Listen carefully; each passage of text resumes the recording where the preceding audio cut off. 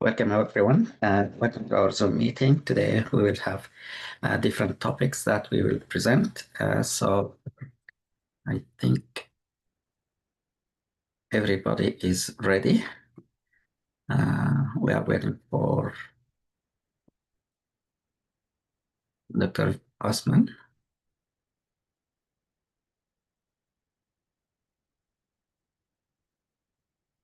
Osman. No.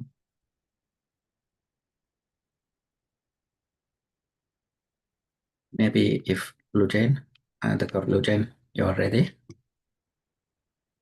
for your topic number 2.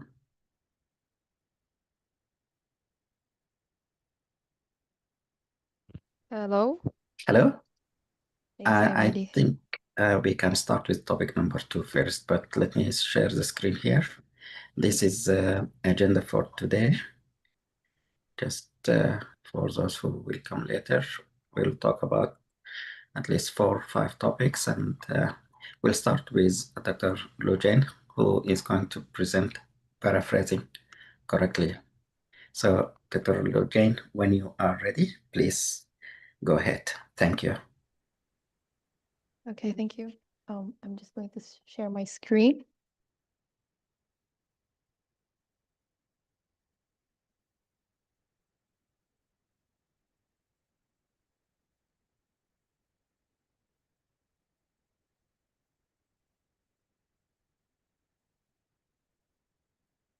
Okay. Can everybody see my screen? Yes. Yes, okay. So, good day, everyone. Today I will be talking about paraphrasing using AI and its application on research and in the academic field.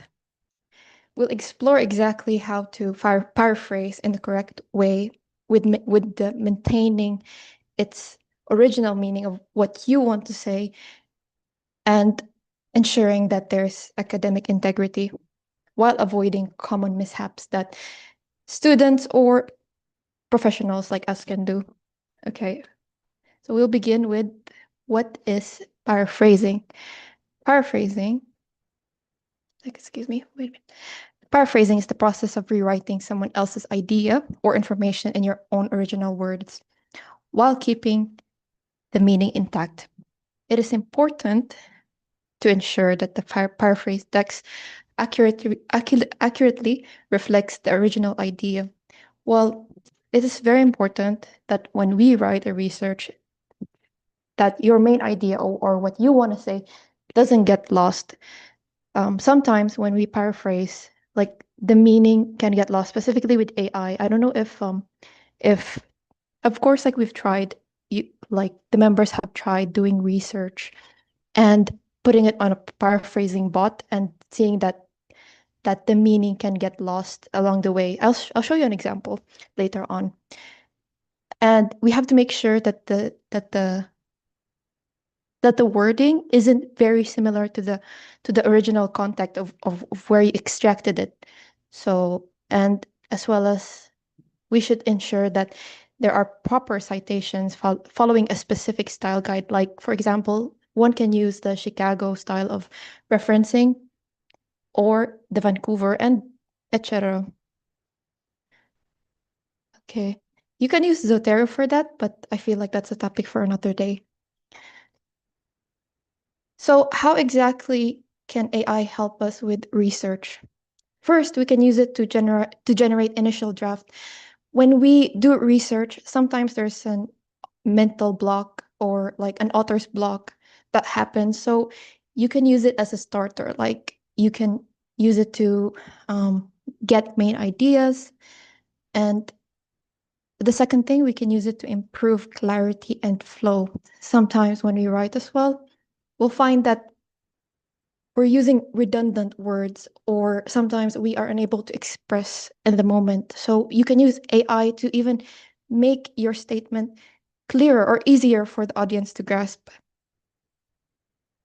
The third thing, we can use it to rephrase without changing the meaning. This is, I feel like, one of the most important thing of rephrasing.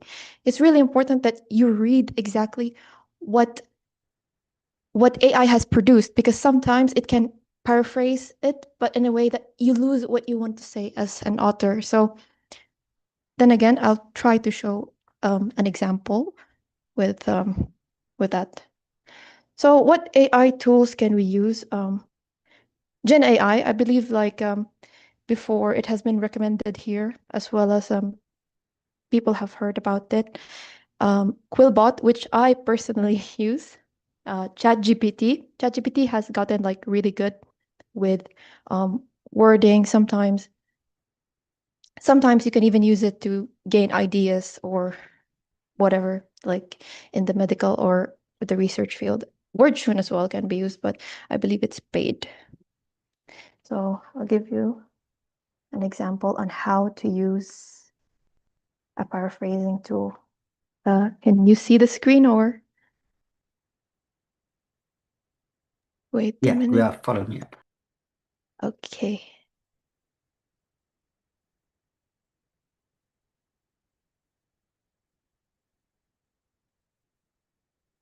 Wait, I changed my screen, but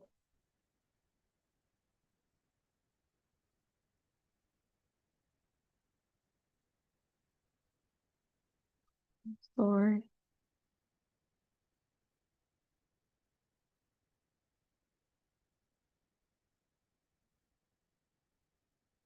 Okay, right. Here is Quillbot, a really popular example. So I have a research here that I want to use per se, like this one. We have the effect of acute normovolemic hemodilution on coronary artery bypass grafting. So I found this one particularly interesting. Say that I want to do a meta-analysis or a literature review. I am first going to look at the author here, and then I'm going to try to see what he said in the conclusion, right? And then I'm going to try to write about what I understood of like what they're trying to present or what they're trying to tell me, right?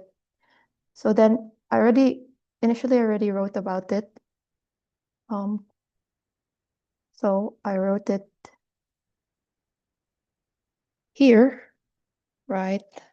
What I thought. I already rephrased it in my own words because it's important that you stay original to what you're trying to say. So we just use AI as another tool, but it doesn't replace you as the author or what you have and like or what you learn. At the end of the day, you're the doctor and not AI, right?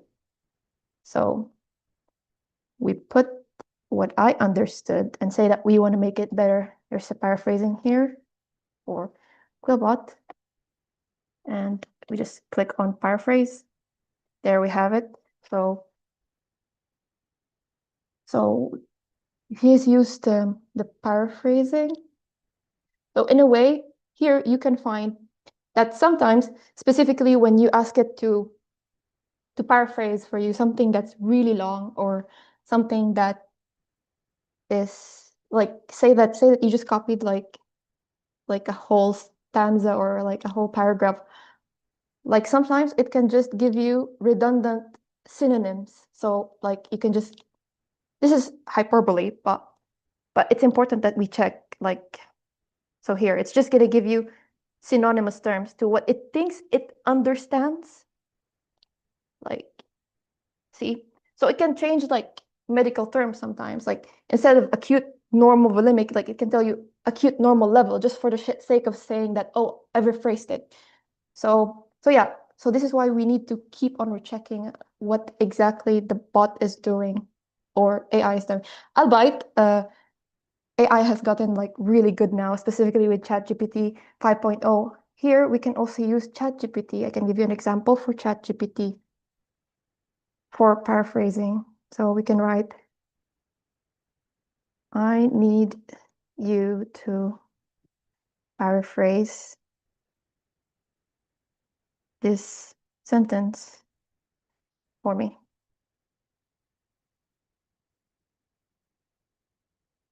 So here it's going to give you different variations of how you want the paraphrasing to be. It's either academic or formal, simply a simpler tone or a concise tone. So that's up to you as well to pick. But Quillbot also has that. And Gen AI also has, it's the same thing. Unfortunately, it's not opening for me. I have to still open my Gmail with that. Okay. Another thing is that even though AI is a tool, we have to take certain considerations, like AI detection tool. So AI detection tools is a tool that can detect AI generated text, specifically in academic reviews. So this means that you must ensure that your thought process is evident. So like I said, you must show that this is still you speaking and not entirely like a robot, because at the end of the day, you are the author. A really good example for an AI detector is Turnitin. I personally really like Turnitin, but this is like a paid, you can only attain this through a paid subscription. So if you have affiliations with like some universities, sometimes they give subscriptions to their students. So yeah, they have not only that, they also have plagiarism and AI detection tools, as well as other things, I believe. But then again, it's paid.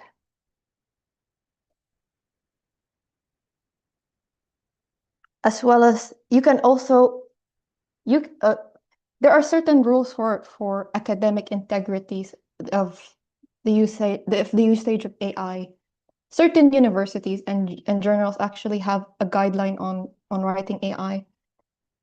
You should and how to disclose the use of AI, and whether or not that they deem it acceptable or not. So some authors, I don't know if this is a global thing now, they write it under their acknowledgement that, oh, I've written AI. I've written in the introduction using AI, right? So you can also disclose that.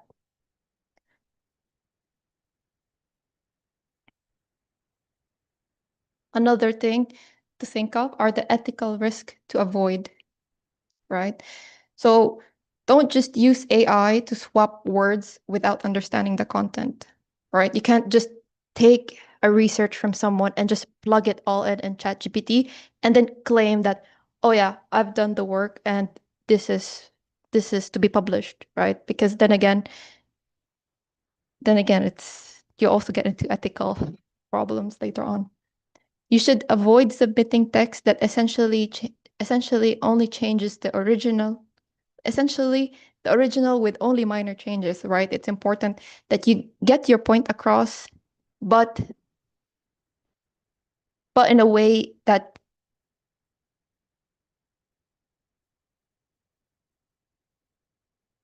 you should avoid submitting a text essentially with the original with only minor changes, right? So you should avoid just changing. Then again, it's almost like the same concept as earlier on. You plug it in ChatGPT, and this one, on the other hand, is just changing a few words and just changing the context a little bit and then claiming it as your own. And then solely relying on AI to do your work, which we've mentioned already in point number one.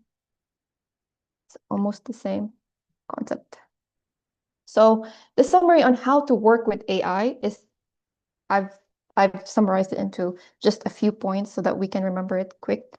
So first of all, the most important thing is that you read and you understand the original text.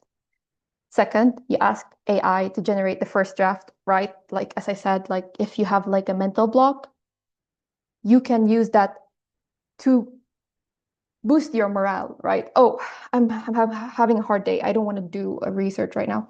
You can use it to generate idea, and from that you can start and you can start to build what you want to say, right? And then you can edit manually to erase any kind of no, sorry, to ensure the accuracy and the meaning of what you're trying to say. And then you can use a plagiarism checker, because it's really important that what you publish later on, it doesn't have any kind of ethical ethical problems, because later on your paper might be redacted, right? So this is a huge hit to your career later on, which will haunt the rest of your career. And then you should add proper citations, which then again you can use Zotero or EndNote for it, which can be for another topic.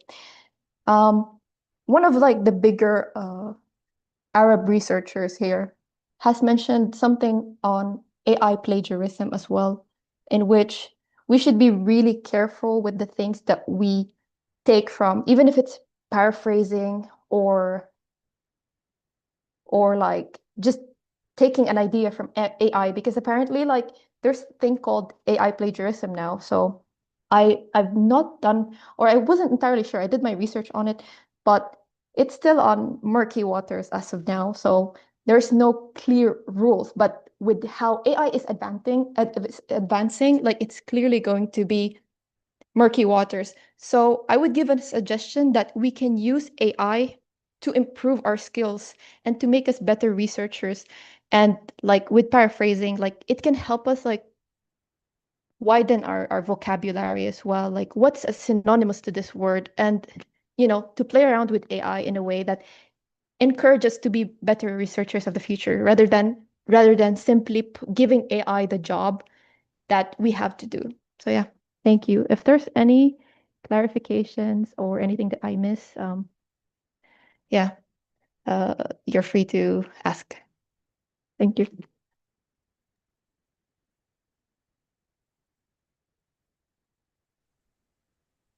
Thank you so much. Thank you. You're welcome.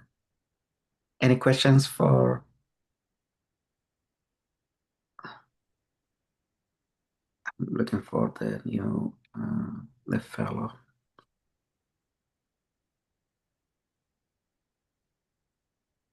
So, any questions for Dr. Lujane? And do we have the other presenter ready? Thank you.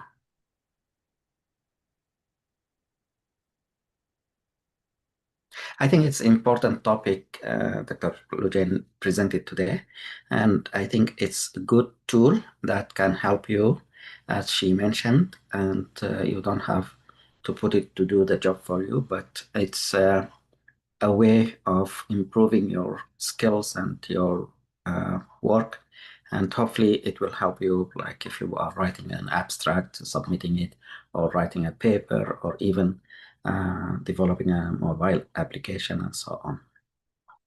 So before we go to the next topic, which is an important topic, heart failure, I'd like to introduce Dr. Das. Please, Dr. Merina Das, welcome to the program and congratulations. And if you can tell us more about your project. Thank you, Dr. Nadir.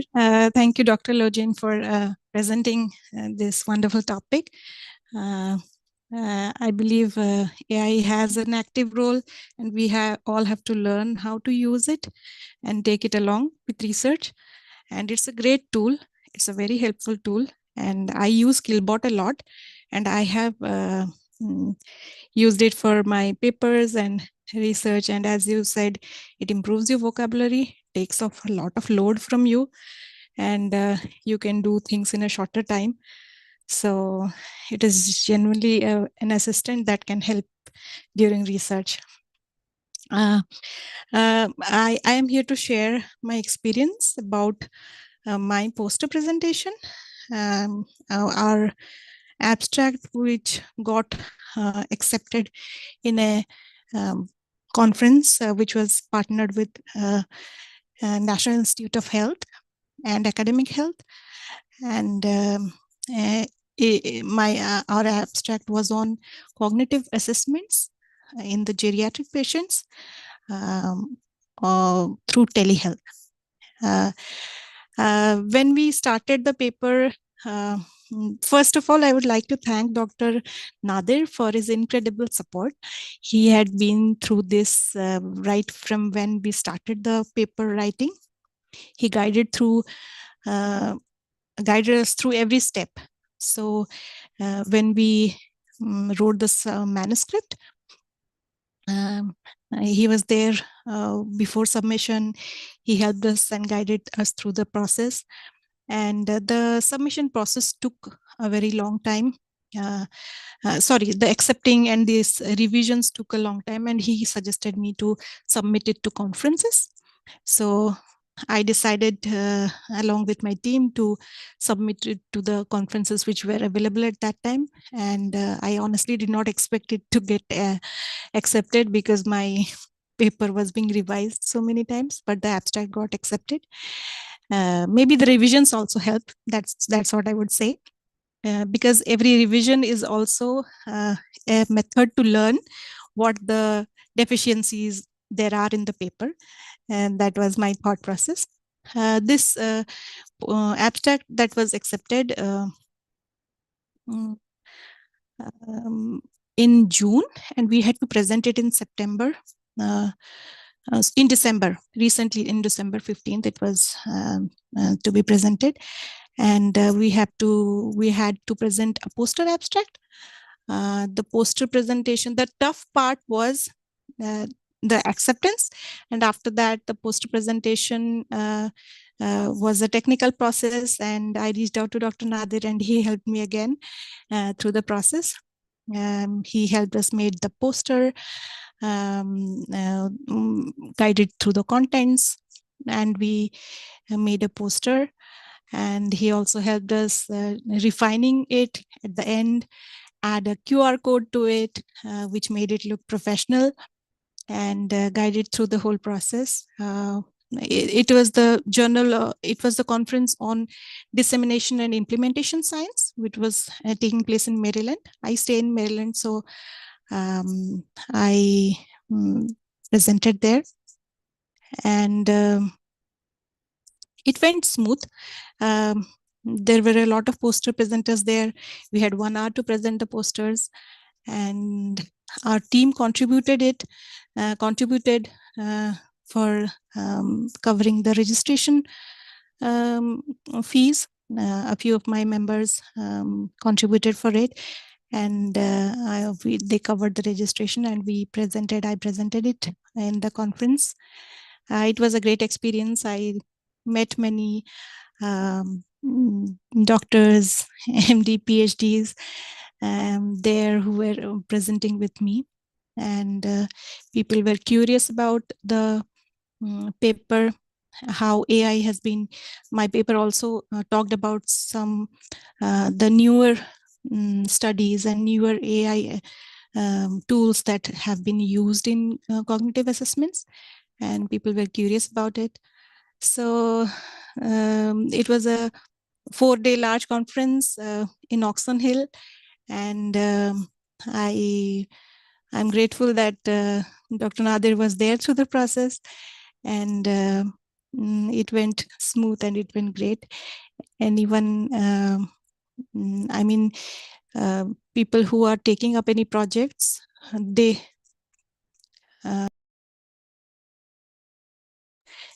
people who are taking on any projects, I would suggest them to submit it to the conferences. It is relatively quicker, as Dr. Nadir suggested, to get it accepted in the conferences, and you get a chance to present a poster there, which adds to your profile.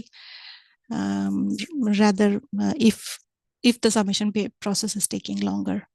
So that is a little bit about what I did. And if anyone has any questions or any help, I can help out in this scenario. Hi, I do have one question actually, just out of curiosity. Yeah, sure. How did you acknowledge AI, or did you put it or write it down in the acknowledgement later on, or no? Like, how was it done? Actually, the manuscript we wrote, that had quite a part of AI tools that we used during the paper presentation. The abstract had only a limited, the abstract is always limited, maybe 150 or 250 words. Yes. There you just give this crisp part of the the paper. But during the poster, what we did that I took an excerpt from the submission paper, manuscript paper, and I put it as a diagram there. And I mentioned about it, the tools that we used. So that is what we did.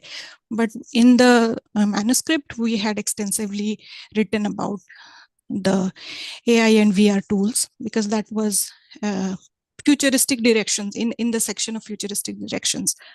So we had citations on it, and we mentioned those citations in the poster as well. So Okay. did it answer your question? Or yes, thank you so much, and congratulations, by the way. Thank you so much.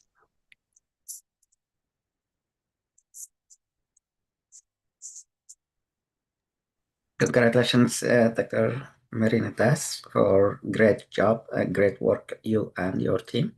You did a great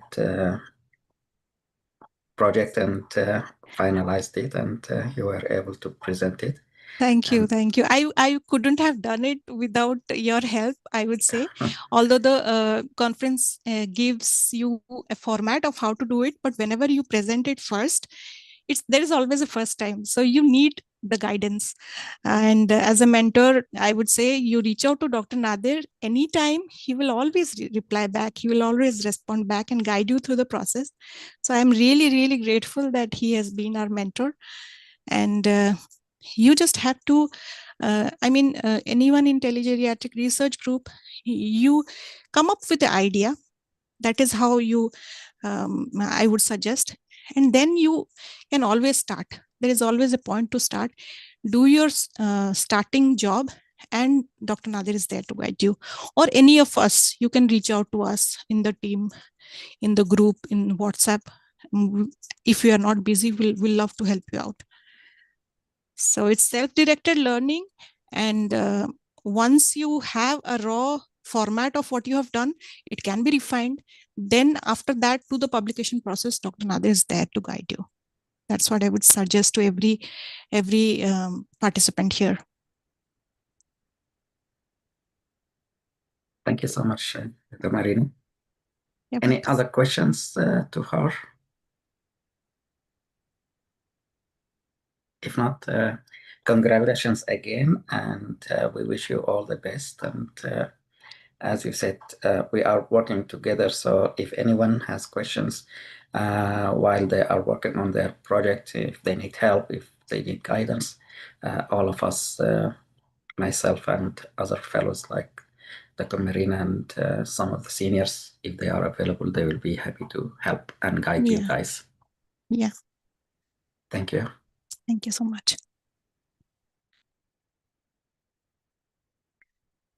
So now we can move on to the topic of heart failure. And I think Dr. Rudaina, if she is available. Hello, please. Yes, I'm available. Yes. Please jump and go ahead. Thank you. Okay, thank you. Is the screen clear? And is my audio or voice clear? Yes. Okay, perfect. So my name is Rudaina Osman, and today I will be discussing heart failure, which I think is a very, very important topic. So I hope this is going to be a very informative presentation. Starting off with the definition, heart failure is basically a condition that's caused by the inability of the heart to pump sufficient blood to meet the metabolic needs of the body. So it's basically failing to provide for the body. And we can classify it according to systolic or diastolic, and also low output or high output. When we say systolic failure versus diastolic failure, with systolic failure, Dr. there's a problem. Rudaina, can I Yes. interrupt you a little bit?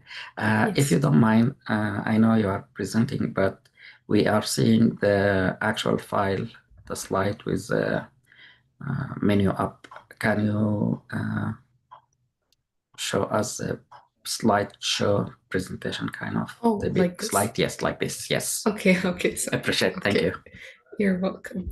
Okay, so as I said, heart failure is basically a condition that's caused by the inability of the heart to pump enough blood that could meet the requirements or the metabolic needs of the body. We can classify it into two groups. We can divide it into systolic versus diastolic, or low output versus high output failure. When we say systolic versus diastolic, with systolic failure, there's a problem within the contraction. So there's a decreased ejection of blood from the heart during systole. While we classify diastolic failure as a problem with the filling of the ventricles themselves, so the filling of the ventricle during diastole here is going to be significantly reduced. On the other hand, we can also classify it according to the output. So it can be a low output failure or a high output failure. A low output failure is basically just a reduced pumping efficiency of the heart. And this is due to something that could be impairing the cardiac function. So here it could either be systolic or diastolic. We can also classify it as high output failure, where we're talking about the cardiac output here being normal rather than reduced. It could be a little elevated, but the problem here is that it's still unable to meet the metabolic and oxygen needs of the tissue. We have common causes that could lead to this, and it could be issues like hyperthyroidism, for example, or anemia. So anything that is causing a high output failure. So when we look at the etiology, we can also discuss that in the etiology, we can classify it as primary and secondary. When we say primary or secondary, we're basically referring to its ischemic or non-ischemic based on the etiology. 70% of heart failure related to ischemia is coronary artery disease. So ischemic is coronary artery disease, and then non-ischemic etiologies would include hypertension, viral illness, thyroid disease, etc. So it's basically just non-coronary artery disease. Then moving on to the pathophysiology, when the heart starts to fail, of course, there's a compensatory mechanism as the body tries to maintain the cardiac output as well as the peripheral perfusion. But it's very important that as heart failure progresses, these mechanisms themselves, the compensatory mechanisms, also turn into pathophysiological. We have two compensatory mechanisms that I wanted to highlight. We will be going through three, but starting off with the activation of the renin-angiotensin-aldosterone system. There's a decrease in the renal perfusion, and this will obviously lead to the results of renin and then the initiation of the cascade that we know, which will lead to the production of angiotensin 2 and then the synthesis and release of aldosterone that will stimulate the sodium and water retention. This is, of course, again, an attempt to increase the intravascular volume and hence overall just increase the preload. Another way that the body tries to deal with heart failure is by stimulating the sympathetic nervous system. The sympathetic nervous system will be activated during heart failure as an early compensatory mechanism, which will provide basically an inotropic support. It will maintain the cardiac output, but it's very important to mention that all these attempts chronically eventually will lead to further deterioration of the cardiac function. So it might be helping in the beginning, but eventually it will wear out the heart, and then cardiac remodeling occurs, which brings us to the third point. But before we move on to that, this is just a diagram that summarizes what we just mentioned with the activation of the sympathetic and the renin-angiotensin-aldosterone system, which will eventually just lead to just further stress on the ventricular wall, and this will lead to further heart failure. So the progression of heart failure as the body is trying to compensate will lead to what we call cardiac remodeling, because there will be changes that take place. This includes the shape and the mass of the ventricles in response to the tissue injury. And the primary manifestation here of cardiac remodeling includes that the chambers become dilated, the left ventricle muscle can go through hypertrophy, and this will all lead to basically just spherical shape of the left ventricular chamber and hypertrophy as an overall. So this picture is just to showcase how a normal heart would look in comparison to a heart that's going through hypertrophy. I know this is right ventricular, but this is the effect. Like, this is how the entire heart shape changes as it tries to compensate.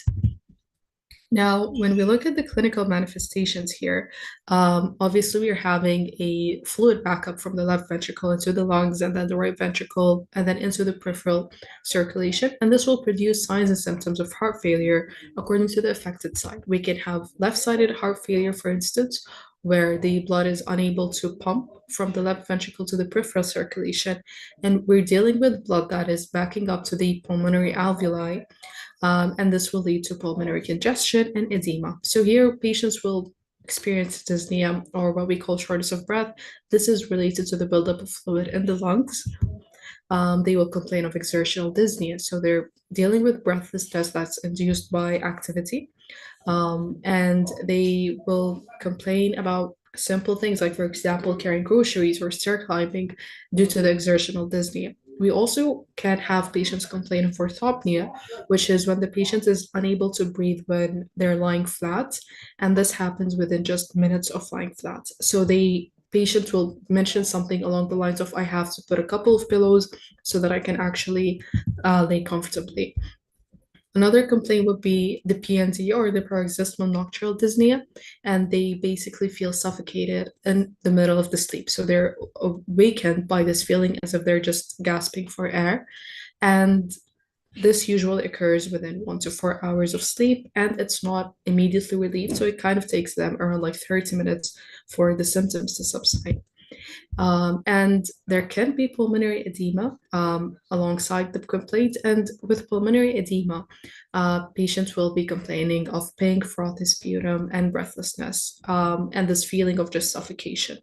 On examination, we can hear wails or cracking sound, and sometimes it can even be audible for the patient themselves. So that's regarding the left-sided heart failure. Of course, it could also be right-sided. So when the blood here is not being pumped into the right ventricle, the blood is going to back up throughout the body. We're talking about veins, liver, legs, and bowel, and this will create what we call systemic congestion and edema. It's noticeable specifically in the legs, which is the lower limb edema, due to the gravity that pulls the fluid to the lower half of the body.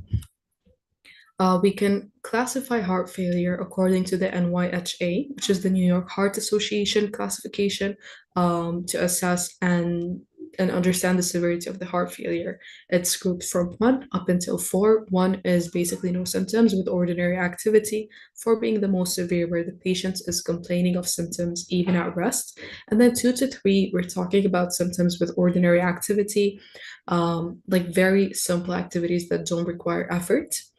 And then, for example, maybe going a few steps on a staircase. But 3, it's less ordinary activity. So maybe when exercising, they will deal with the breathlessness or SOB. Investigation that we would require this patient to do, we can start with an echocardiogram. We want to assess the left ventricle size and the ejection fraction. So that's the first thing that we usually start with. And then we do a chest x-ray as well. The chest x-ray here, so that we can understand, again, if there's any pulmonary enlargement, cardiac enlargement, that's taking place, or pulmonary edema, as we just mentioned, and pleural effusion. So these are the specific investigations, of course, for heart failure. We can also request an ECG to check if there are any other cardiac problems or arrhythmias, and blood tests, a full blood workup, basically, to investigate anemia, serum creatinine, urea, electrolytes, to check the liver function. The desired outcome, or what we aim for a patient with heart failure, is to either relieve and reduce the symptoms, to also slow the disease progression and prolong survival. So these are the 3 things that are basically what people focus on, or doctors focus on when treating. And we can classify treatment into pharmacological and non-pharmacological as well. The first and most important thing here is to determine the etiology, because like we said, it could be coronary artery disease, but it could also be non-ischemic, so anemia or hyperthyroidism, which we need to obviously treat because this is the cause and this is what's causing the heart to fail.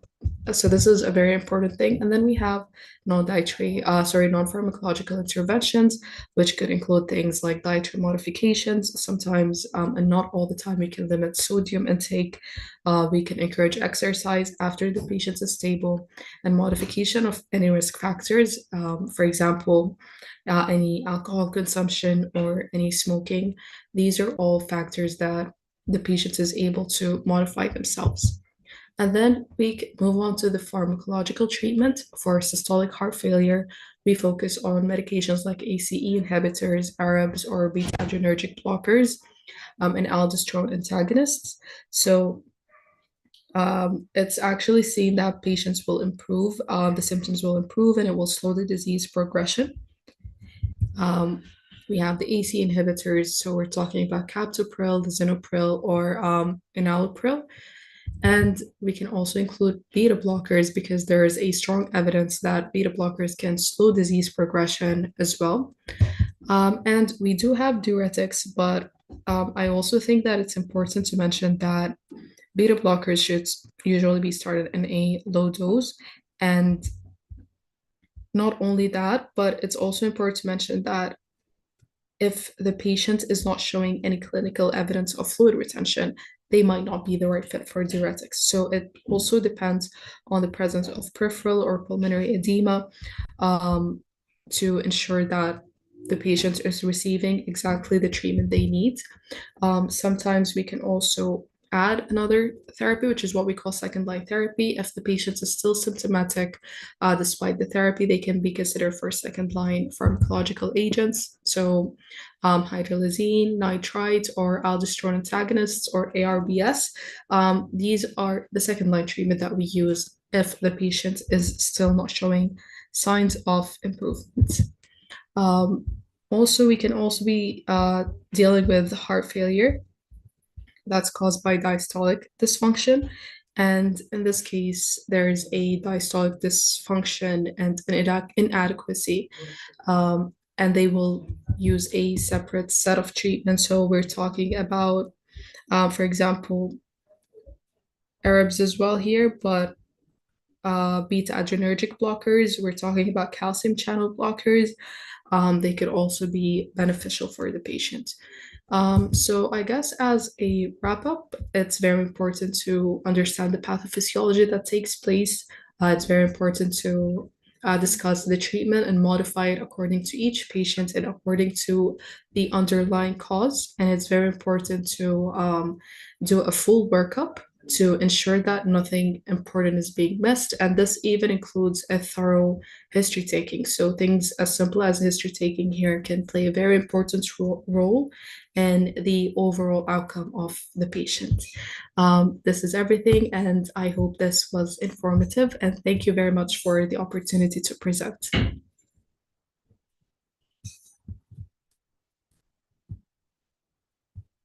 Thank you so much, Dr. Rudaina. Any questions? Yeah, this is great presentation, and it's important topic. So thank you for showing us all this data and information that we need to know. Thank you so much. Thanks. If no questions, we can move on to the third topic, malpractice in medicine. Dr. Mahasin, please go ahead when you are ready. Okay, I'm ready. Hello, everyone. Hello.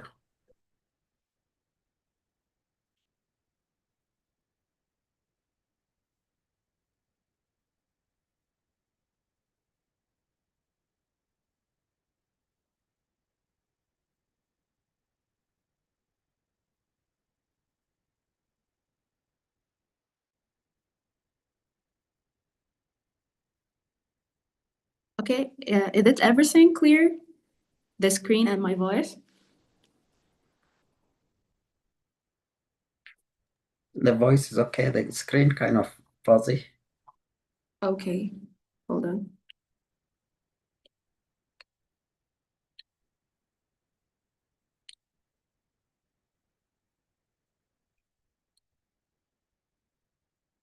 Sorry, I have some technical issues here.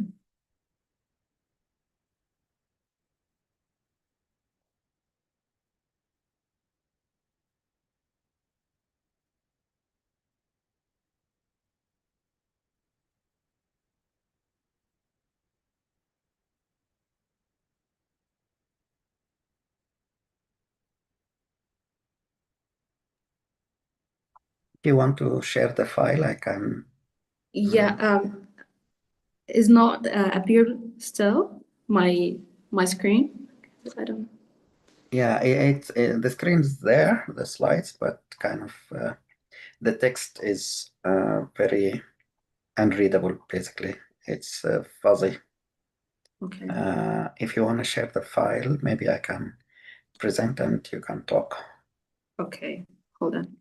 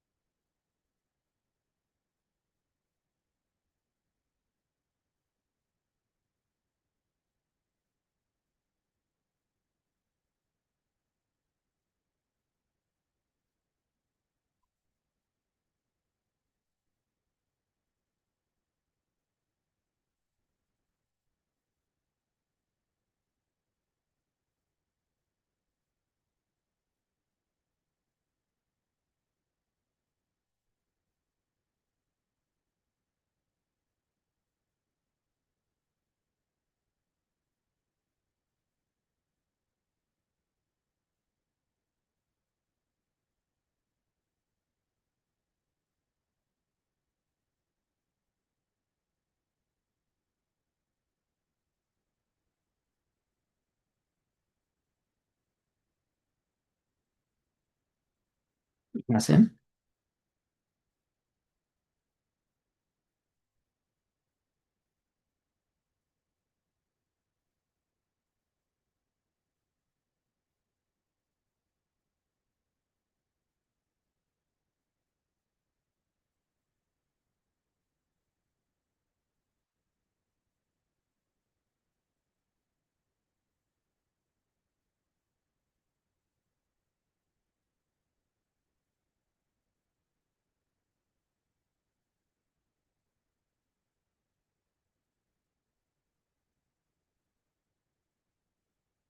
To save the time, maybe we can switch the topic. When Mahasin is ready, she can present. But for now, if Dr. Malaz is ready for the topic of how electronic health records AI, Malaz. Hello, Dr. Nader. Yes, I'm ready. Okay, why don't we present this topic, and when Mahasin comes, she can present after you.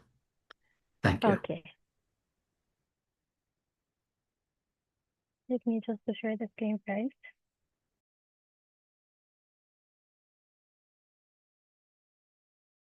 Mahasin, you can present after Dr. Malaz.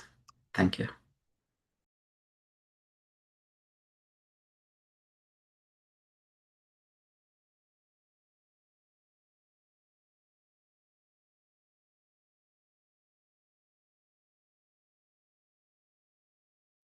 Is it clear, Dr. Nader? Yeah.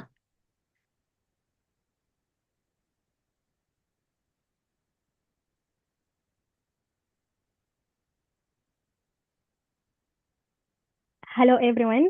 I'm Dr. Malaz Salah, and it's a pleasure to be here with you today.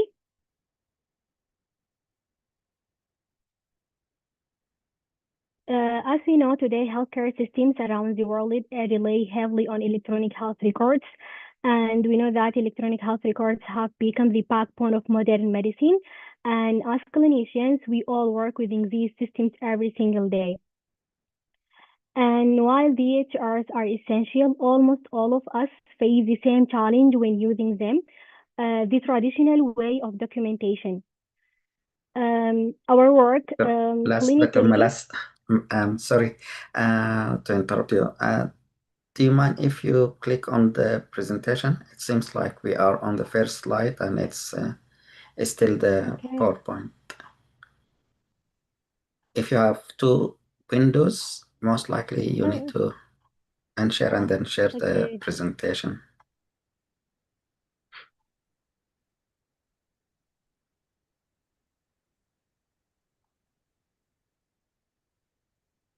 Is it clear? No, we have the, okay, can you move from slide 1 to slide 2? Yeah, here is UN. So we are in the view for slide 1. So we are in PowerPoint, it seems, or presenters, but not the presentation. So why don't you unshare the screen and then share, and when you select the presentation. Okay.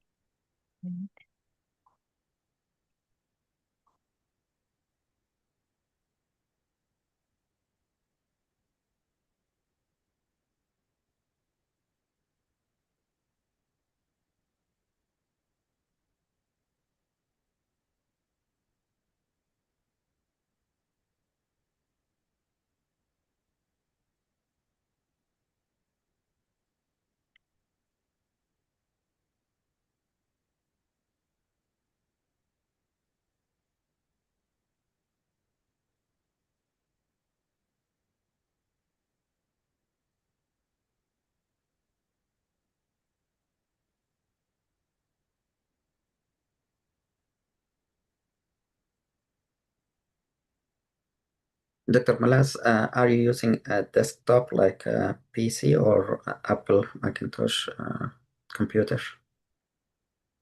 Okay. Hi, sorry. So I you think I can help. I can help Okay. you. You can click on the icon that's written. It's called from the beginning. That from the beginning thing on your upper left corner. Okay. I think I started from the beginning. I don't know what's the problem. Wait.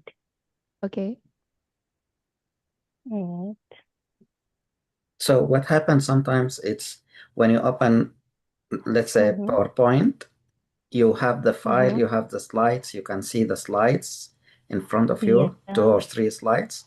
But when you hit presentation, it will open a new window Mhm. only for the presentation. And in that window, you can move the slides and it comes Yeah, one slide at a time. I clicked like a slideshow from the beginning, but I don't know what's the problem. Wait.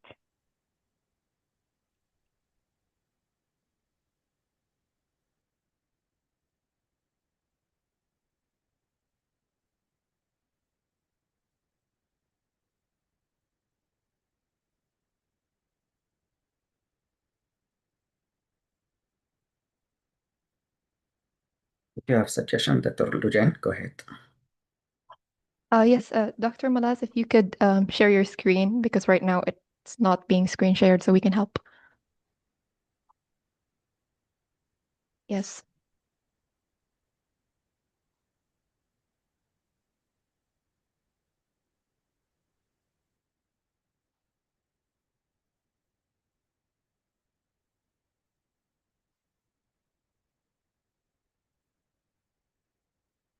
Is it being shared? Yeah. Yes, like that. Yeah, now everything's clear. Thank you both.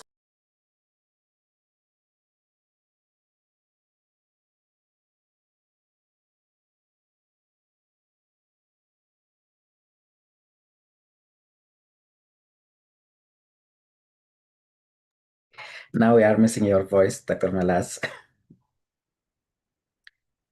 Are you muted? Yeah. Is this full screen right now? Yes, yes. Okay, I'm sorry. No worries, go ahead.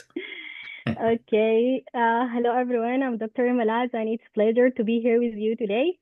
And today, healthcare system around the world rely heavily on electronic health records, as we know. And we know that the electronic health records have become the backbone of modern medicine. And as clinicians, we all work within these systems every single day. And while the electronic health records are essential, almost all of us face the same challenge when using them, the traditional way of documentation. And our clinical work doesn't end when the patients leave the room. We see patients, we listen carefully, we assess, and we make important decisions. Then often under time pressure, we call back and document.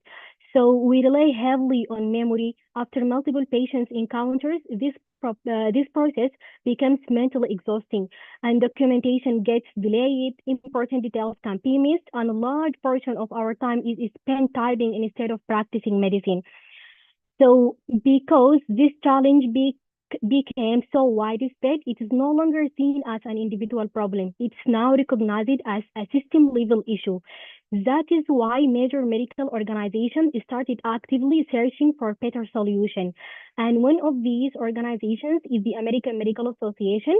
In recent updates released by the AMA, this documentation burden was addressed directly. These updates were clearly explained by Dr. Vienna Jones, a Chief Medical Information Officer. And today I will walk you through how artificial intelligence was introduced into the electronic health records to help solve traditional documentation challenges. So now that is we have talked about why documentation has become such a burden for us as clinicians, let's take one step back and clearly define the systems we all work every day. So as we know, and we are discussed on our last clinical meetings, electronic health records are a digital systems used to store and manage patient health information. They include clinical notes, diagnoses, medications, investigation results, and visit summaries.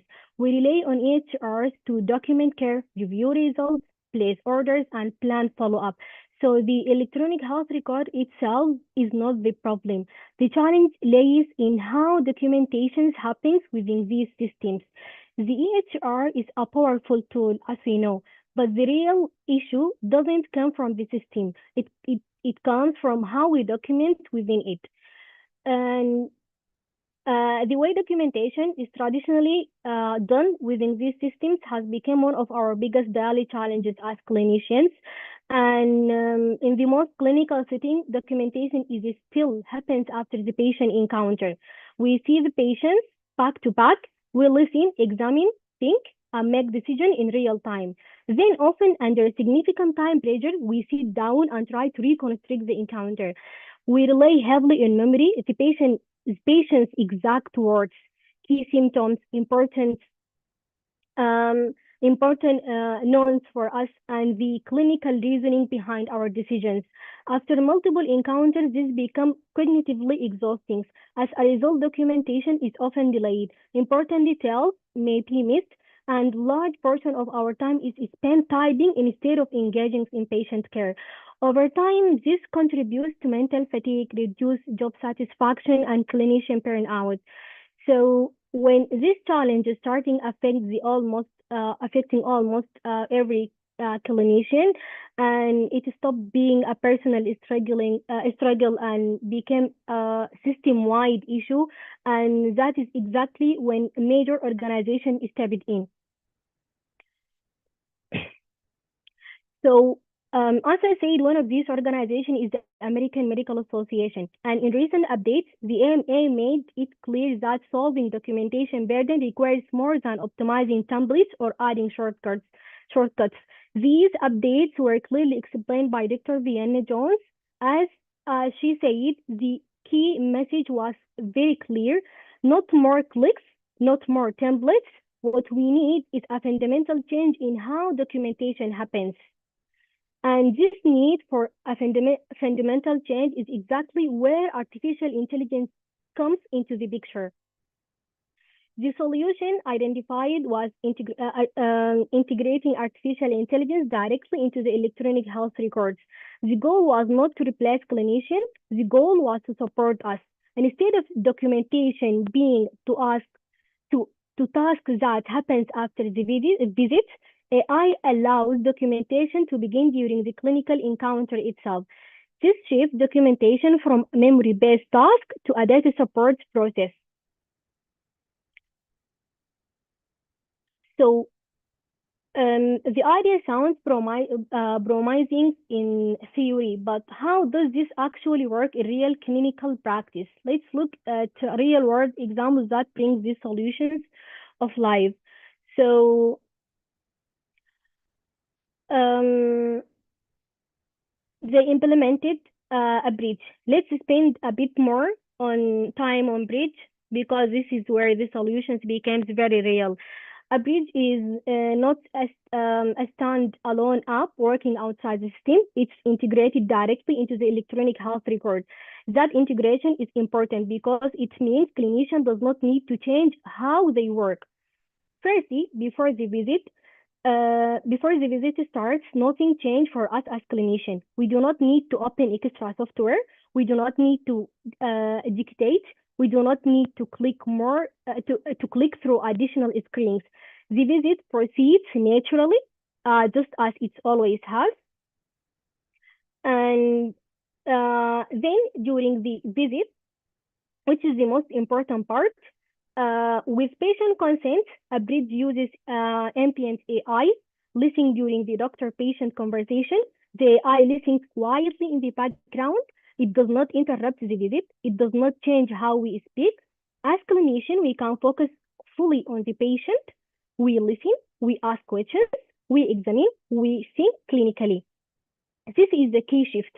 Documentation no longer competes with patient interaction. And after the visit, so while we fully focus on the patient during the visit, the questions becomes what happens after the encounter ends. After the encounter, the clinician initiates documentations with a simple step.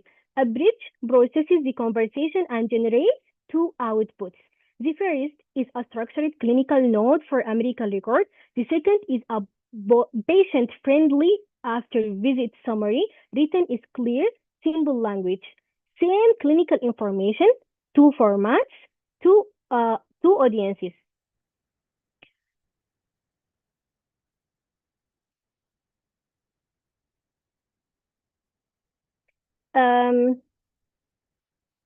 And at this point, an important question is always come up: who is responsible for the final note?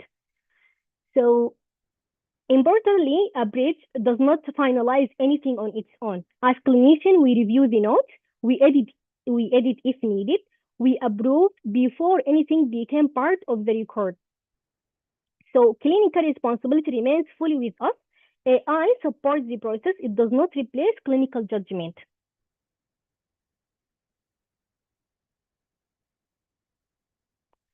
And when we put all of this together, workflow integration, clinical oversight, and safety, we can clearly see why this model works. Why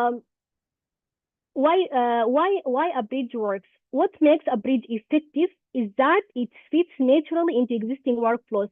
It doesn't add work, it removes work, it reduces reliance on memory, it reduces typing, and it allows clinicians to be fully present with their patients. So this is why it has been successfully adopted at a scale.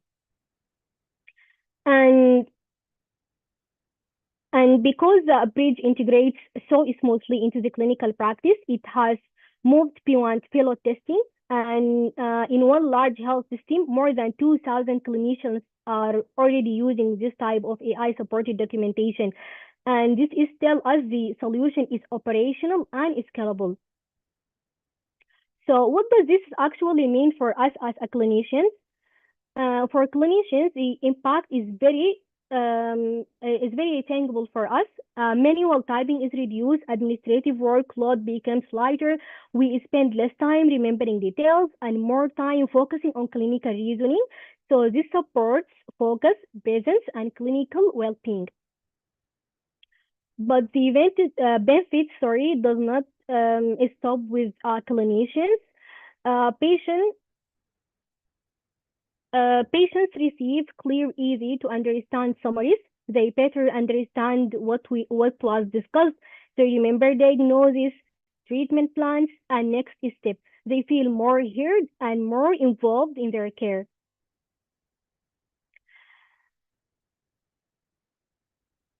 So if this is what we are seeing today, the natural question is, where are we heading next? So looking ahead, AI integration into EHRs is expected to expand further into inpatient care, emergency departments, billing, and medical coding. If implemented thoughtfully, this could significantly streamline healthcare workflow. And as this future looks, it's important to stay realistic. AI is a support tool, not a replacement, and clinicians always remain responsible for final decisions. Governance, safety, and clinical judgment remain essential. We have to remind that. So with all of that in mind, let's bring everything together because documentation's burden became a widespread challenge. Organizations like the AMA addressed it through recent updates, and Dr. Vienna Jones demonstrated how the AI can be integrated into the HR to solve traditional documentation problems. And through tools like Upgrade, this solution is already supporting the clinicians and patients. And do not forget, AI does not replace clinicians, it supports them. Thank you so much.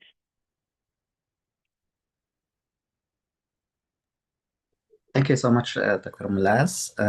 Any questions or addition or any comments before we move on to Dr. Mahasin?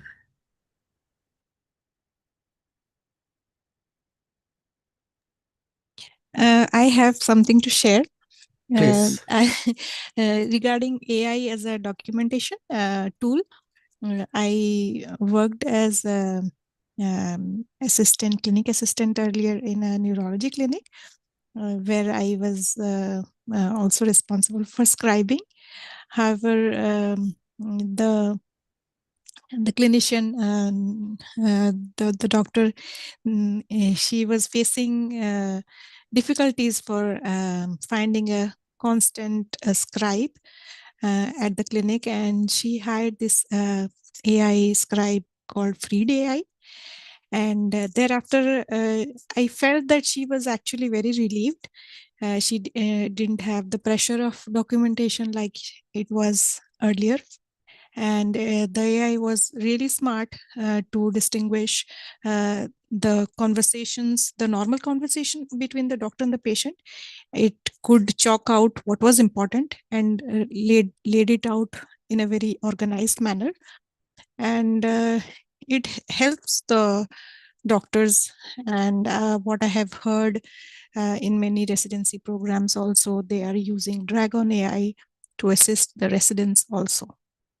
So it's a welcome change, I must say. I was no longer required. That's another thing. But in residency, I think this is a welcome change, so that the stress of documentation that was earlier on residents would be diminished. So this is my 2 cents. Thank you so much, Dr. Merina, for sharing.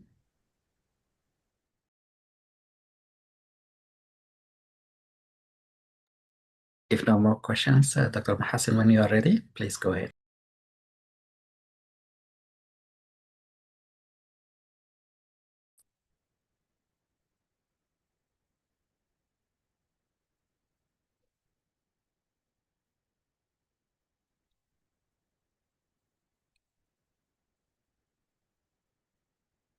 So now the screen is clear, my voice is clear.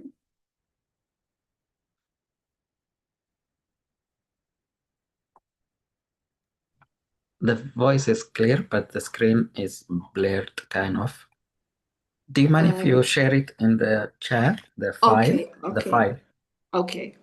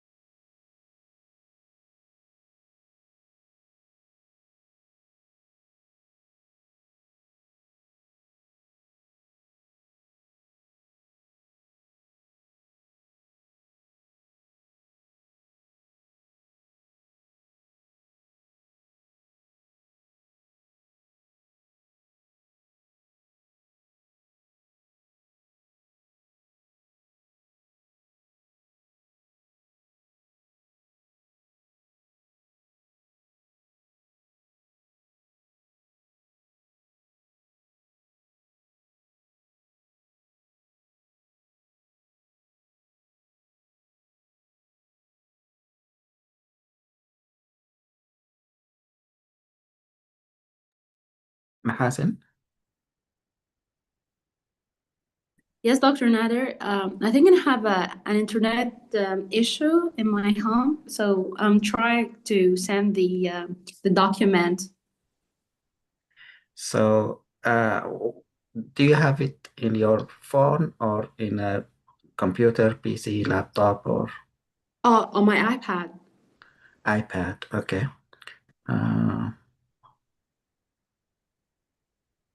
So I'm gonna try again to share my screen. Hopefully it's work. Okay. Can you send it via email? Yeah. Okay. Okay. Hold on. I'm gonna send it to you, Dr. Nader. That's fine. Yeah, go ahead. Okay. Sorry, guys. No worries.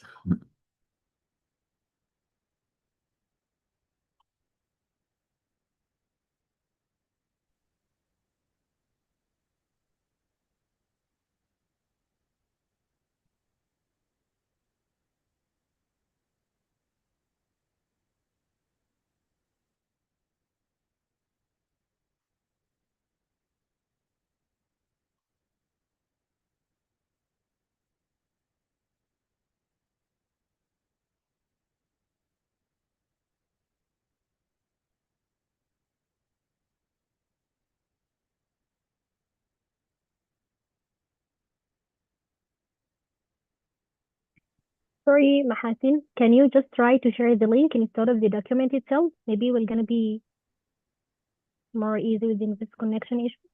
I can try even so to open the link of the documentation and try to present it. Okay, I'm gonna share. Okay. Okay, just the link. Try.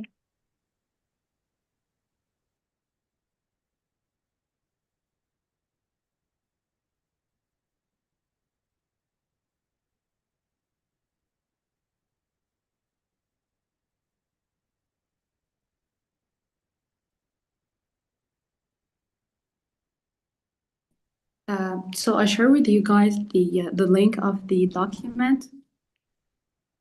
Can anyone try it?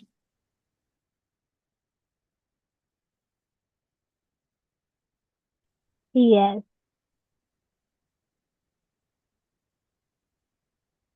So it's work? Wait. Hi, it opened with me, so I'll share it. Okay. Yeah, okay, it's worked. So Lujane can share it.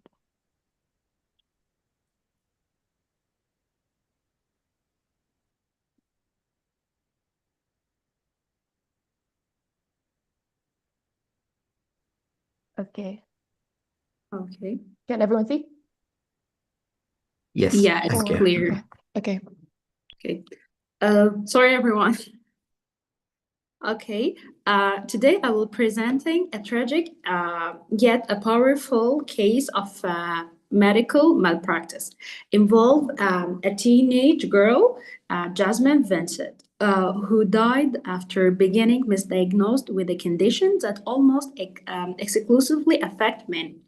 Okay, this case highlights not just a single physician error, but how cognitive bias and also miscommunications and systemic failure can combine to produce fatal outcome in medicine.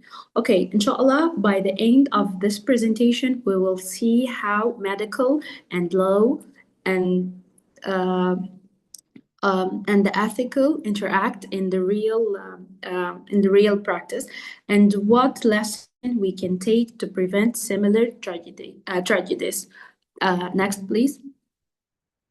Okay, when we say malpractice, okay, legally, malpractice occur when a healthcare professional fail to meet the accepted standard of care, result in injury or death to the patient.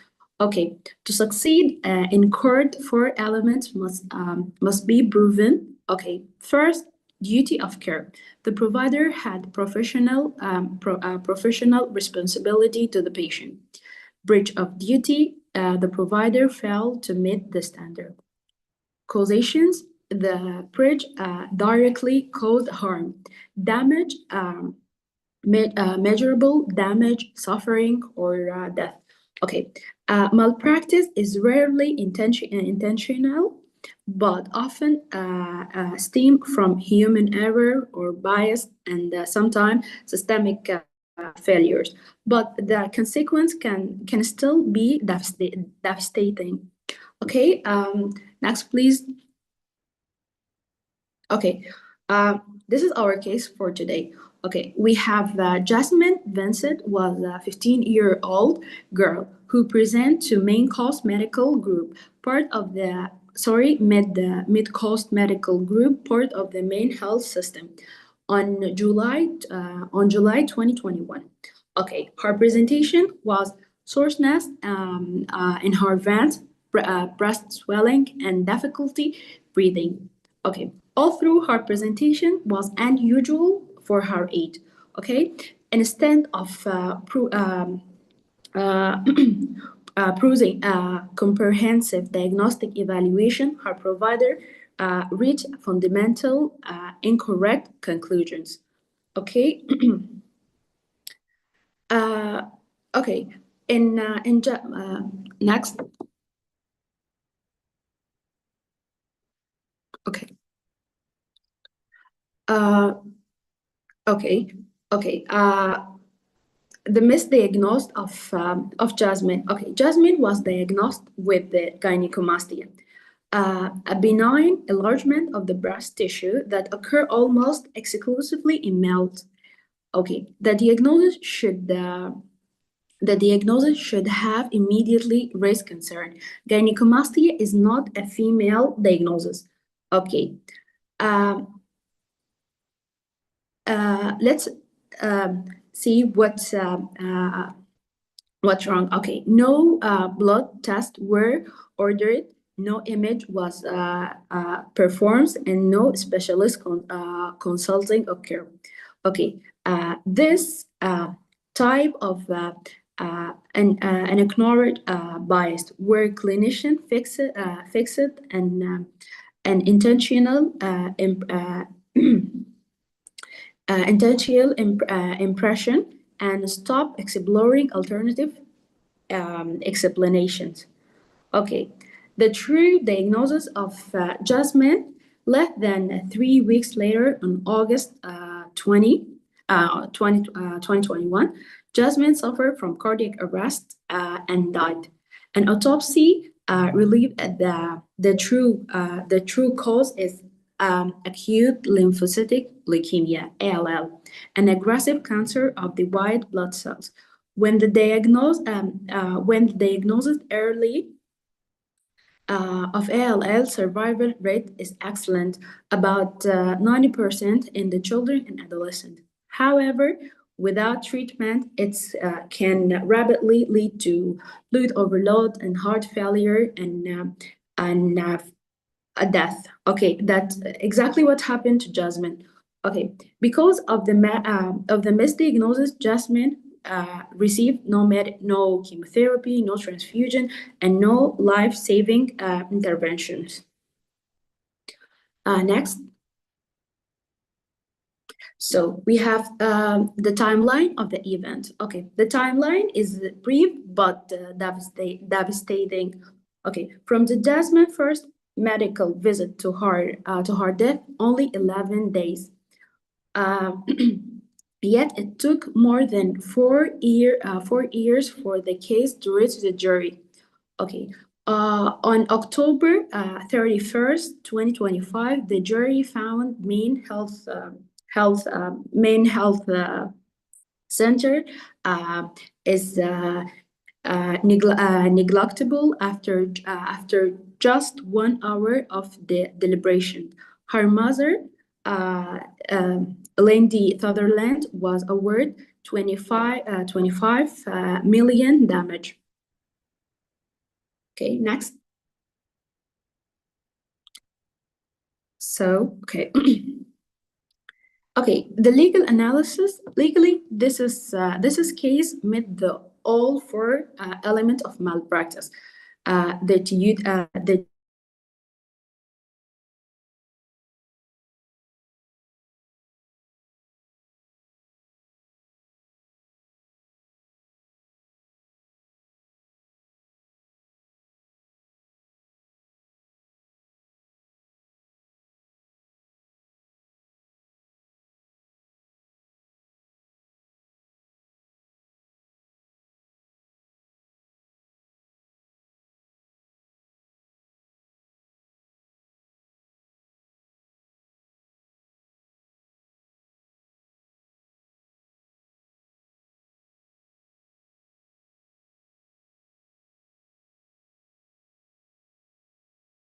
Dr. Mahasin, it cut.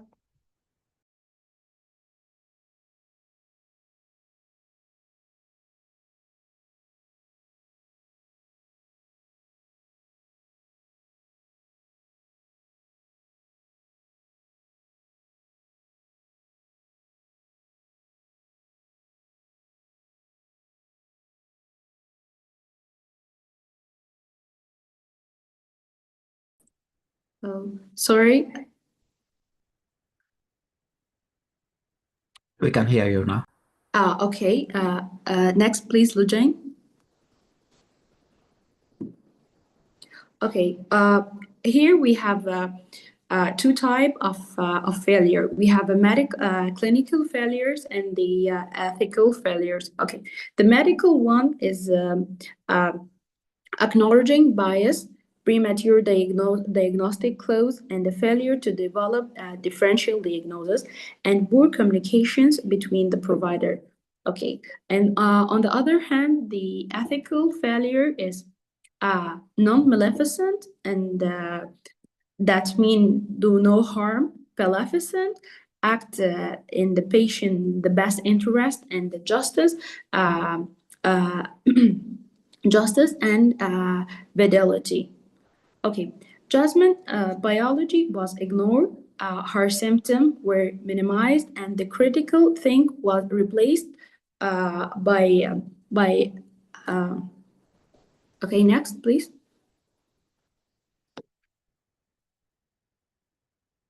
Okay. So lesson to learn. Okay, always align diagnosis with the basic biology. Unexplained symptoms demand investigation. Recognize and see collaboration. Document carefully. Other depend on your note. And empower patient family to ask questions. Okay, next. So before conclusions, could you please back to the previous, okay, yes. Okay, before conclusions, I have, there are the 4 questions, we can answer it. The first one, could the basic lab testing have prevent Jasmine death? Okay. Anyone?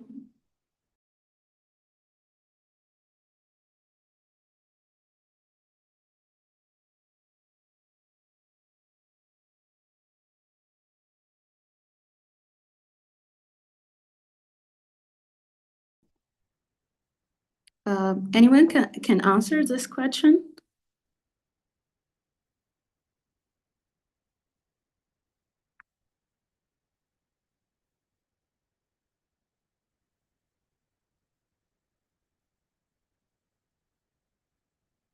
Okay, Dr. Nader, can you answer?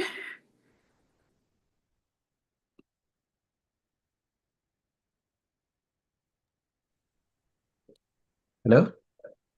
Yeah. So, what do you think, guys, about the first question? Could this test be prevented? Yes. If the doctor did like a simple blood panel, that's kind of the increase maybe on the WBC that give him a clue about the real one.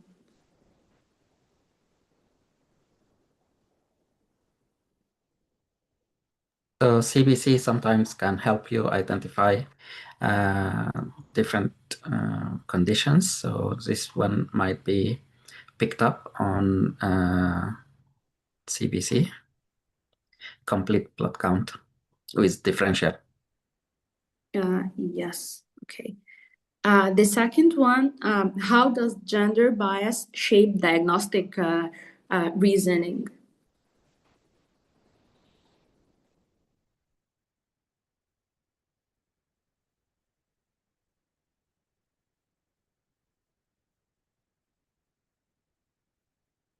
So any idea?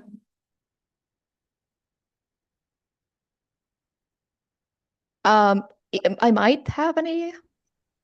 Yeah. So in the States, like recently, there has been a lot of discussion when it comes to medical misogyny, like how women can tolerate more pain than men. So this actually leads them to giving a lower dose of anesthesia, or not even giving anesthesia, or sometimes telling them to wait in the emergency room and rather putting their pain or complaint aside just because, like, oh, you're a woman, it's either this is hysteria or something. So gender bias is a huge discussion, specifically in America, not only gender but also racial biases. So yeah, I feel like that was added as well, because the normal physiology of Jasmine was a girl, right? So she has breasts. So I feel like that excluded it as to something, oh, it's a normal physiology. We are exaggerating over here. So yeah. Okay, I think I agree with you in what you said. Okay, the third question: should hospital bear responsibility alongside the physicians?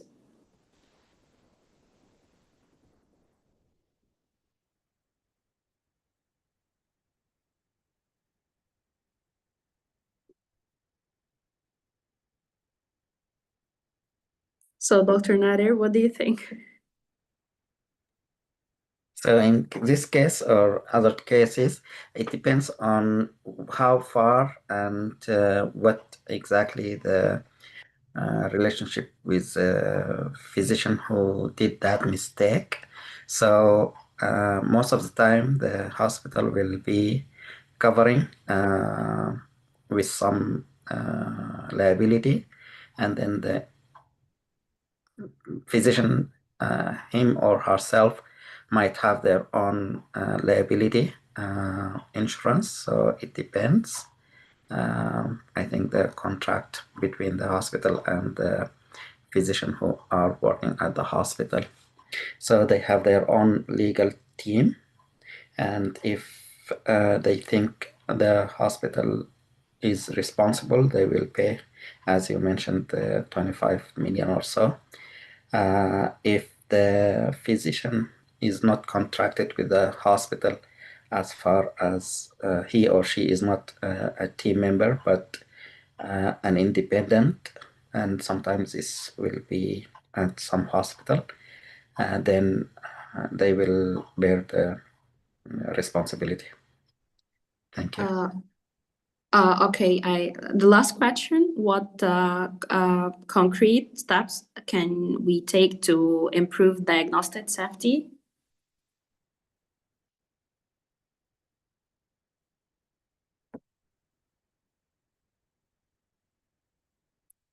So, Dr. Nader. So again, I think the most important part in this discussion is educational process and what they call M&M discussion, because mortality and morbidity plays a major role as far as learning from our own mistakes as physicians. So if something happened and we missed, as in this patient misdiagnosed, or we did something that we are not supposed to do, giving a wrong medication, for example, they are usually meeting weekly or monthly, where the physicians and other team members in healthcare in the hospital, they will meet and discuss why this happened. And then they call it root analysis and root cause analysis, and they put it in what they call a fishbone diagram.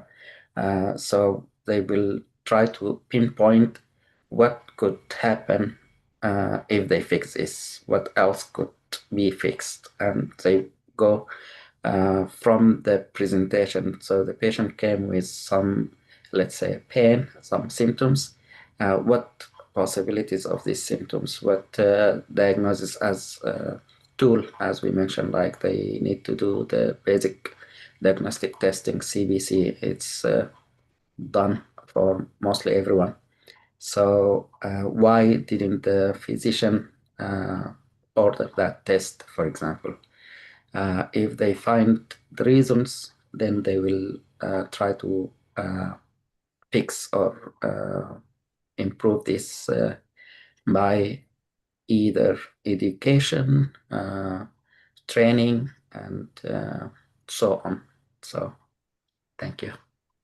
Okay, there is a question from Hadil on a chat box. She said, how was she diagnosed with gynecomastia, since it's a condition that affects males?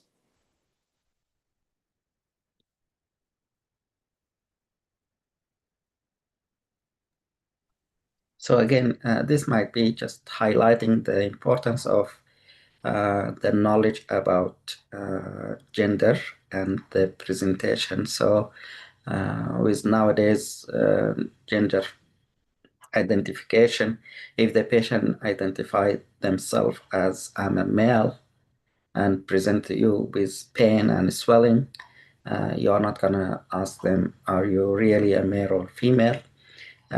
So I'm not sure about this case in particular, but this is supposed to be in like the training and the educational part, where you want to investigate further when you are asking questions involving parents and asking detailed social history and background history.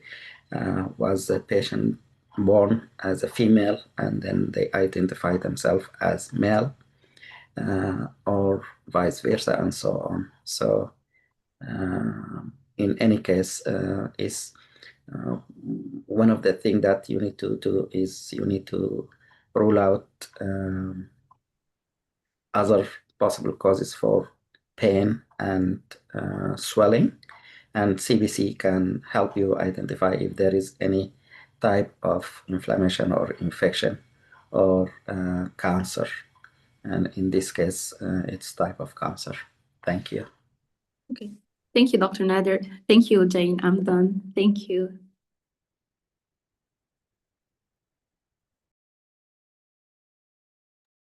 Thank you so much, Dr. Mahasin, for great presentation. So I think it's important for you, not at this level, but later on in your career, to know that you are responsible for your patients. And the first rule is do no harm. So whenever you want to treat a patient, just make sure you are not harming that patient. Number two is you want to get the patient and the family involved in your decision making. And number three, which is an important part, is keep up as far as the knowledge base and your skills, so that you will be following the standard of care for the specialty that you are in. And things happen. If something happens, try to fix it, or try to assume the responsibility and discuss with your team, including the legal team, as far as what can be done right away. In this case, it's too late to, the patient died within 10 days, so it might not be like recoverable as far as the incident and the result, but in other cases you might be able to fix or remove the cause or the effect. Like if you put someone on medication, maybe you can stop that medication, and hopefully the result effect will stop or improve the condition. So thank you so much, Dr. Mahasin. Any questions about medical legal aspects or malpractice?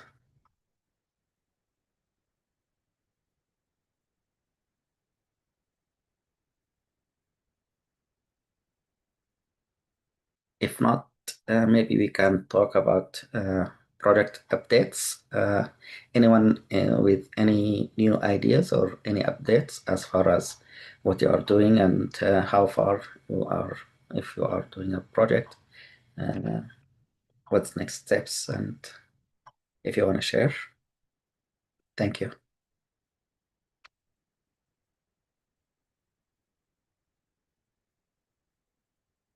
You can interrupt me, and I want to share with you Dr. Sabri Said and his team were successful in publishing an article. Can I share that with you guys? Just a second. So this is an article that was published, the paper, and in the Clinical of Medicine. So congratulations to Sabri and his team. Well done. If you want to share this good news and you want to say hi to him, this is his LinkedIn page. Any other projects that are going that you want to share the steps?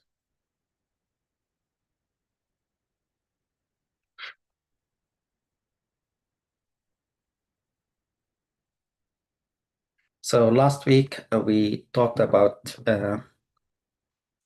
if you were not present during last week meeting, we talked about fire hazards and training and drills, and we created this app. So I'm gonna share with you guys in the chat.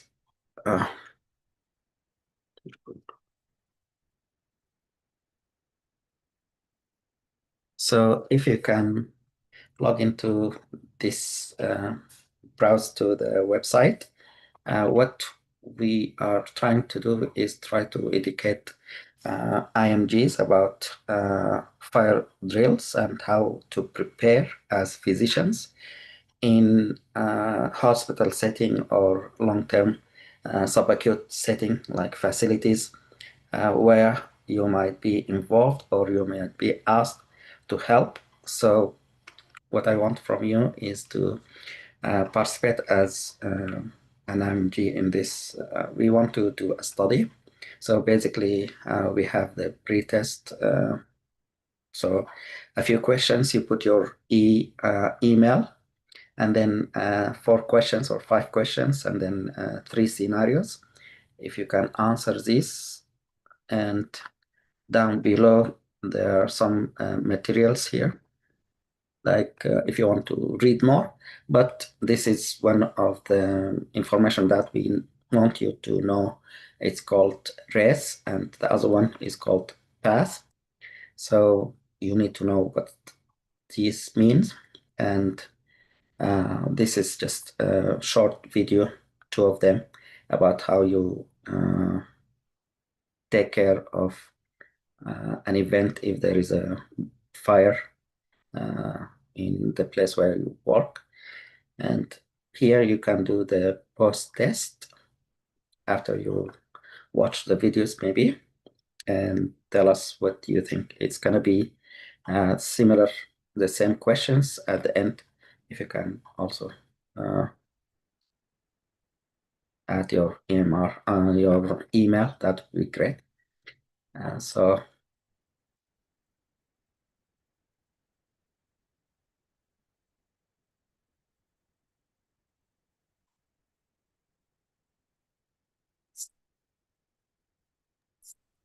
Dr. Nadir, I shared my pictures of the poster presentation with you to share if you wish to.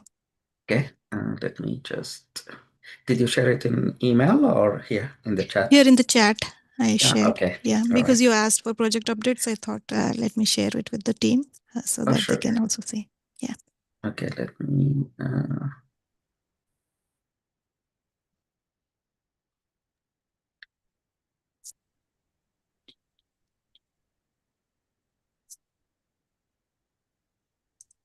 I didn't get it in the chat. Yeah, could you access it, or should I send it in the email? Can you send it in the email, please?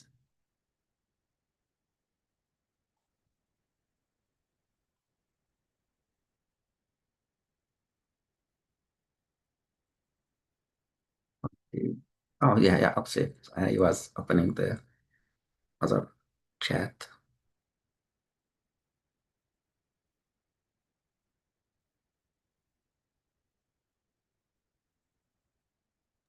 I sent it in the email as well. Okay, I'm going to share it right now. So, okay.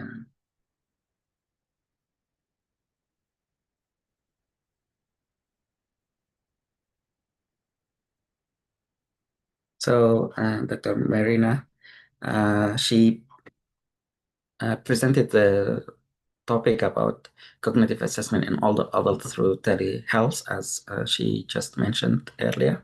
And this was excellent idea, and they did an excellent job presenting the poster. And as she mentioned, some of these conferences, they will help you with the template for the poster. You can use their template, or you can create your own template, but the idea is the same. You want to get the title, if you have a logo, your institutions or the conference here, they have their own logo. And then you add the introduction, the methods, the results, and if you have any imaging or steps or diagram, you want to add them, and then you want to add your conclusion or discussion part, along with some references if you have some. If you have a long list of references, you can add some, and then you can add your email. Whoever interested, they can email you. And as Dr.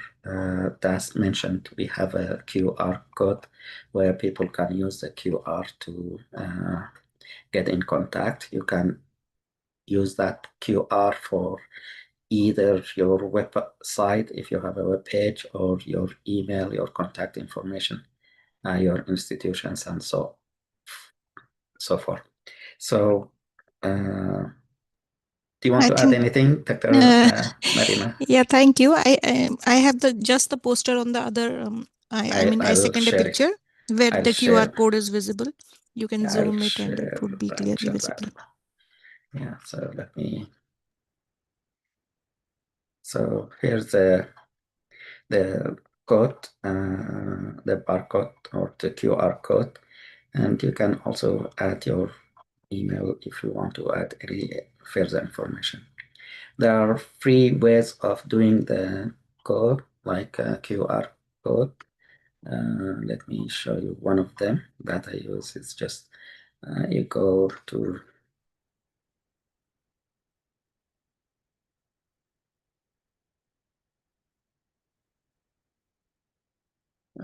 so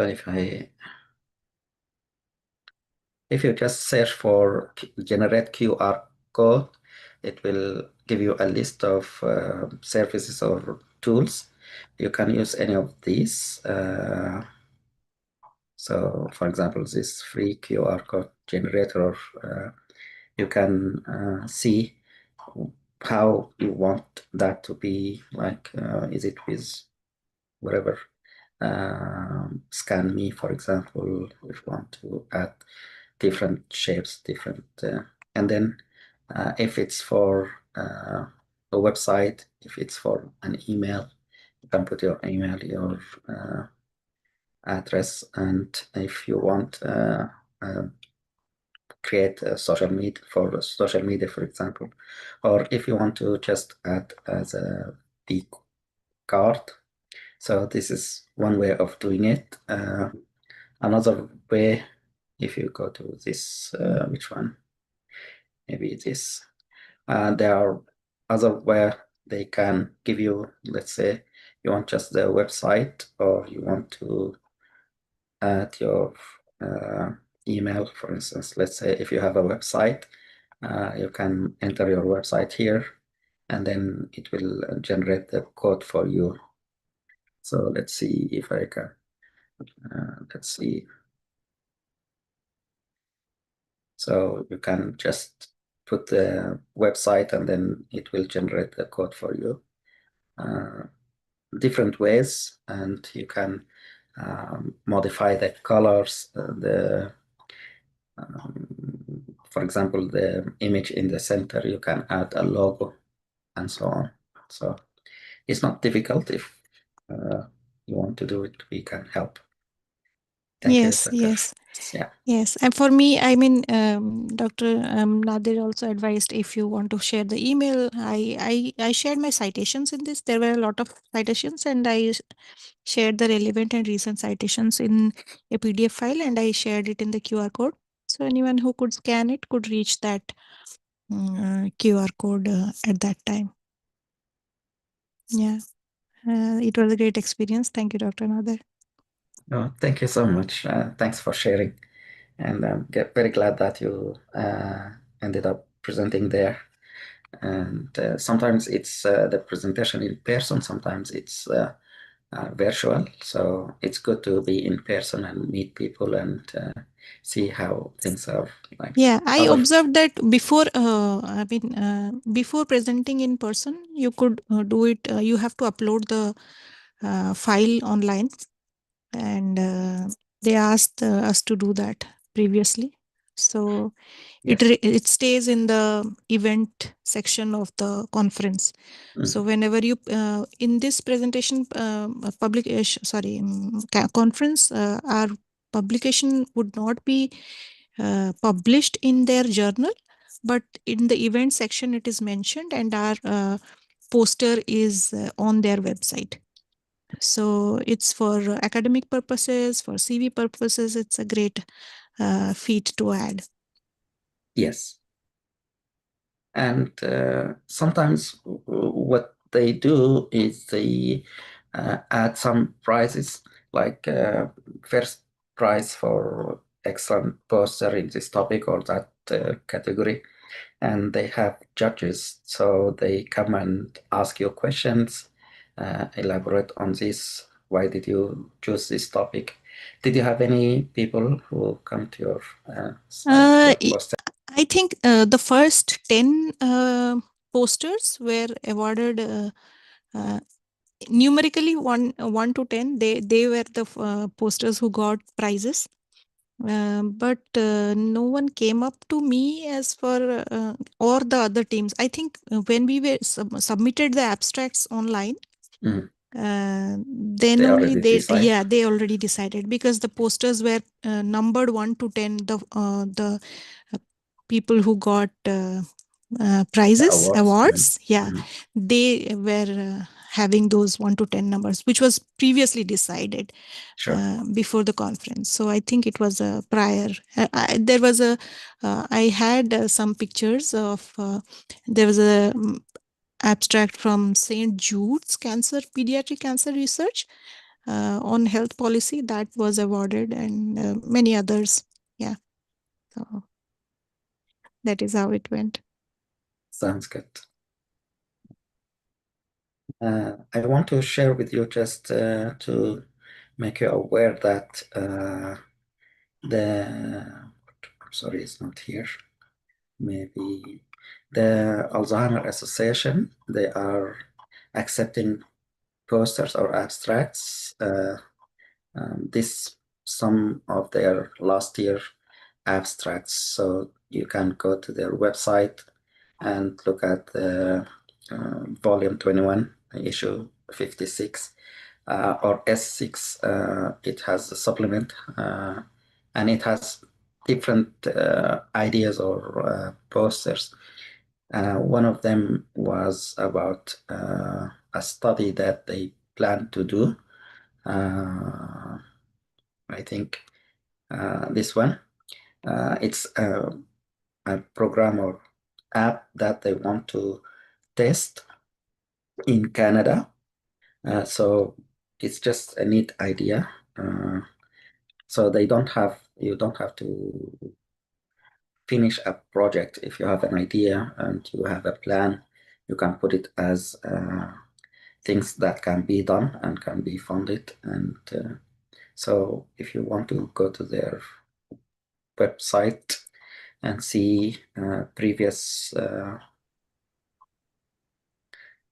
posters, get some ideas, and then Okay, we can yeah. write. Yeah, that would be great. I would also want to share that I attended the Alzheimer's Association meet there, and there was a presenter who was presenting on Alzheimer's disease from the Alzheimer's Association. And she came up to my poster presentation, and she was interested because the topic interested her. So she took a picture, but yeah, I mean, people who did relevant research, they were interested. Those who wanted to know about dementia, they were interested, obviously. So it was a policy conference, I think. My first time, I didn't know that. Sure. Yeah, so mostly it was a first of all kind of interaction. Yeah. Sure. What I suggest, Merina, is if you want to review what you presented here in the poster, this is what you did. See if you can come up with more information, if there are any studies, anything that in the literature, and you can update this, and you can have a team. If any one of you guys interested, they can join Merina, and maybe you can submit it to the Alzheimer Association. This time it's gonna be in England, I think, in London or somewhere. So if there is a fellow who is in UK, so would you suggest that add something to the paper and then present the abstract? So okay. update the material that you have and see if it has any, because sometimes this poster may have values for other audience as well. Yeah. But it shouldn't be the same. Some conferences, they accept whatever. Because I tweaked before. it, as you said, I tweaked it for the because they wanted it how the policy and implementation should take place, because it was a futuristic idea. So I tweaked it according to the requirement of the conference. So in Alzheimer's Association, it will be more technical and directed towards dementia and other topics. Yeah. So if you want to, you can create, anyone interested can join you from the team here, and you can submit it and see if there is one fellow at least from UK. They will be able to present. If it's in person. If it's virtual, no worries. Anyone can present online. But it's a good idea and it's a good poster. Yeah. So yeah. Thank you so much. You're welcome. Any other questions or any other comments? Anything that you want to ask about, you want to share before we adjourn?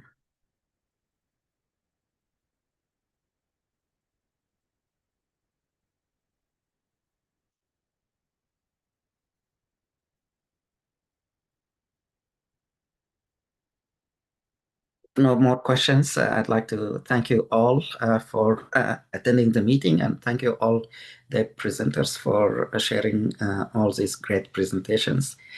Thank you all those who will come and watch the recording in the future. Thank you, Dr. Merina, for sharing your experience, and I wish you all the best. If you have questions or if you need any help, please don't hesitate. You can contact me via email, text, WhatsApp, or call me. I'll be happy to help as much as we can. And we'll see you next week, inshallah. Assalamu alaikum. Fi amanillah.